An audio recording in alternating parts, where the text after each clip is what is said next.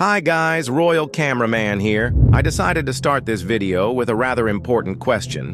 What was the war between skibidi toilets and representatives of the Alliance in general? Most likely, answering this question, you will give some analogy of a zombie apocalyptic catastrophe between robots and infected people in order to save people, and you will certainly be right. But for me personally, this war is primarily an arms race, and technology is the leading factor in this war, on which the fate of the front in this war depended. Any new technology could radically change the situation at the front.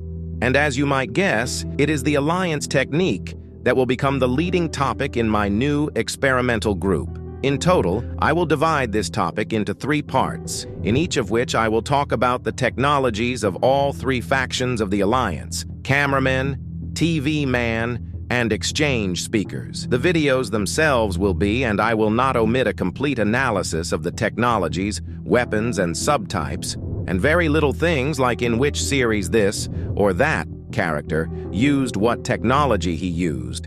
I will try to convey exactly what the essence of the technique itself is. The first group to which I will dedicate my video will be the Cameraman faction from the first season. It was this race that was the first to be shown in the series, and not skibidi toilets, as many mistakenly think. The analysis of race will be divided into segments, subtypes of agents, vehicles, technologies, and weapons. Here we go. At the moment, the race has 4 subtypes. The first is the standard universal cameraman. The main force that had the largest amount of screen time among all agents does not have any special abilities except night vision and a flashlight under the camera, but with improvements, they had their own characteristics.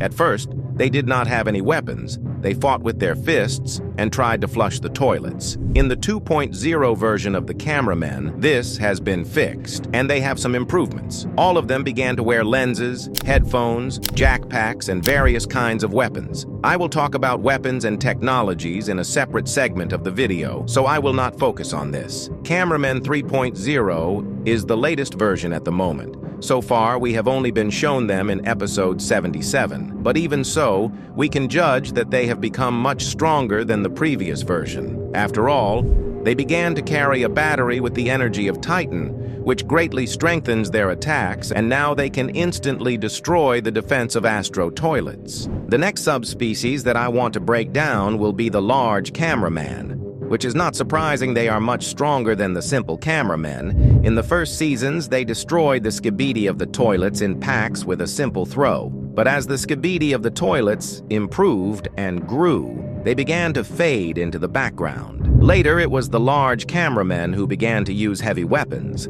such as the red laser cannon based on the energy of the Titan Speakerman, a double-barreled shotgun, or portable energy shields. I think that soon new types of heavy weapons and technologies will appear for them. The third subspecies is the Cameraman repairers, who stand out among their brethren by having a small camera and always walking around with a welder in their hands. Thanks to this handheld mechanism, they can quickly patch up wounded or even killed cameramen to heal them back at the base, often fly over the battles on Cameraman helicopters, so that after the battle is over to land and heal the wounded about the helicopters themselves, we will talk about in the transport section. The last subspecies is the scientist cameramen. In fact, to apply the term subspecies faction would be wrong, because it is more of a profession within the Alliance, but still I could not help but note them in this video. Their main differences with the usual representatives is only the costume. But still, scientists, cameramen behind the scenes show us a huge impact on the field of events. They are the main force of the Alliance. They invented almost all kinds of mechanisms and weapons of the combined forces of the factions, as well as created and modified the Titan Cameramen. Well, now let's talk about the Cameramen transport. The first one is a typical Combine transport taken from the game Half-Life 2. I won't focus on it. Most likely Mr. Boom just needed a car, so he quickly took it from the SFM assets. The Cameraman tank with an anti-parasitic cannon was created specifically for the rescue operation to decontaminate the infected Speaker Titan. Led by the Cameraman Titan, it was operated by 2 Cameramen scientists. was a specially protected facility, but unfortunately, even this could not save it, and it was destroyed by skibidi skull ambush. One can only imagine what it was capable of and what the outcome of the battle would have been in episode 57 if the tank had been able to reach the infected Skibidi Titan. Cameramen helicopters are a universal transport both for air support with missiles and for dropping agents. They are often used to transport repair cameramen. At the moment, it is not entirely clear whether they have a pilot or whether helicopters are controlled by themselves, like Striders or drones. In total, there are 2 types of helicopters in the series. And transportation. These were the main types of cameramen's transport. There are other varieties, but often they met one time in the entire series, so I'm not going to pay special attention to them. Cameron's weapon.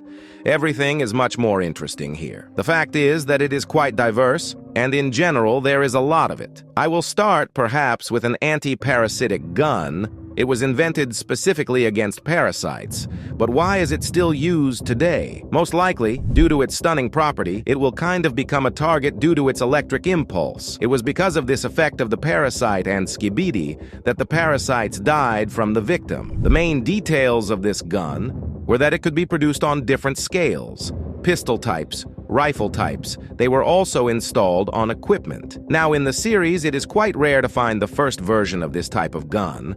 After all, the cameramen have long improved them. For example, it seems to me that the reinforced guns of the Cameramen 3.0 are also a modification of this technology, since when shooting at astro toilets, you could see electrical impulses accompanying a paralyzing effect. The flamethrower was only seen in action once in episode 70.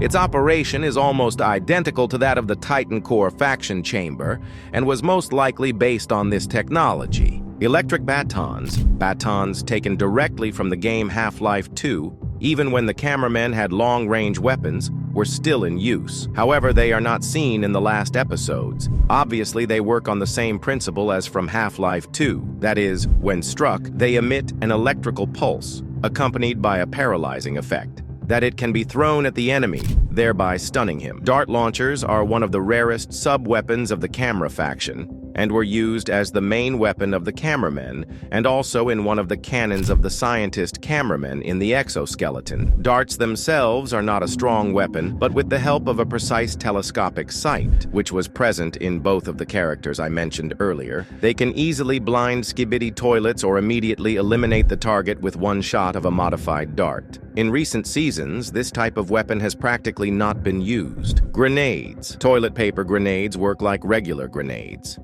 The orbital cannon was used once against a G-man and a crowd of large skibidists. Quite a powerful gun that has been upgraded and given a plunger. There are also typical weapons like the cannons from Half-Life 2 or handheld rocket launchers. I don't think it's worth explaining how they work too much. It is also worth mentioning the plunger, which throughout the plot endured improvements, and Fred's shotgun of the large cameraman. But this is the so-called weapon of one user. Cameraman technology. I'll start with Striders. Yes, I think that's exactly what the Cameraman technology they created on their own. That's why I didn't include them in a separate subspecies of the race. Striders appeared almost at the very beginning of the series, but after the infection of the Titan, the Speaker Men left the plot. But relatively recently, they returned with significant improvements. All Striders are portable cannons that can move to the battlefield and start firing from the outside. In the case of the improved version, this technology goes beyond that, because Striders 2.0 can fly, and their projectiles have become more destructive. As against astro toilets, it is necessary to create as fashionably more such improved camera Striders. Camera drones. I've been appearing in the plot for quite a long time, but for unknown reasons they disappeared from the series. They returned in the 74th episode, already as full-fledged combat drones with laser guns, and to distract the attention of astro toilets. Magnetic cannons were shown in 2 characters, Fred Cameraman and the Titan Cameramen. The same situation as with flamethrowers.